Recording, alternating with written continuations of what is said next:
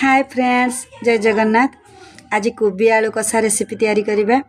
आउ से रेसिपी बहुत टेस्टी भी लगे। शीत दिनिया रेसिपी समस्त घरे प्रायतः हेउथबो। आउ सेटा भात रुटी सबुथिरे खाइबा। आलू कषा पई पियाज, धनिया पत्र, आउ अदा रसुण पेस्ट, आ गुंड मसला किछि लंका गुंड, धनिया पाउडर, हळदी गुंड, गरम मसला, आउ किछि कस्तूरी मेथी नेछि। जो गोल्डन है आसिले आमे अदा रसुण पेस्ट पकेइबा।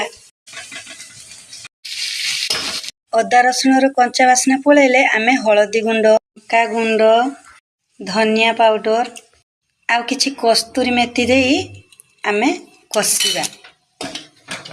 तापरे आमे टमाटो को पकेइबा। मसला रो तेल छाड़ी आसिले आमे कोबी आलू को पकेइबा। कोबी आलू को कसिबा।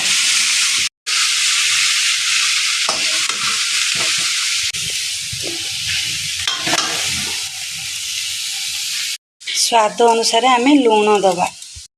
तापरे अल्प किछि समय कसिला परे आमे टिके पानी दबा।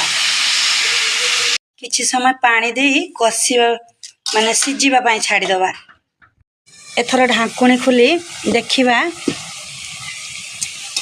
सिजी गलानी। कषा भी भल कि हेई गलानी। एथर रेडी हे गला हमर कोबी आलू कषा। एथर खाइबा प्रस्तुति करिबा। लास्ट रा में धनिया पत्र किछि पकेइबा। एथर रेडी हे गला कोबी आलू कषा।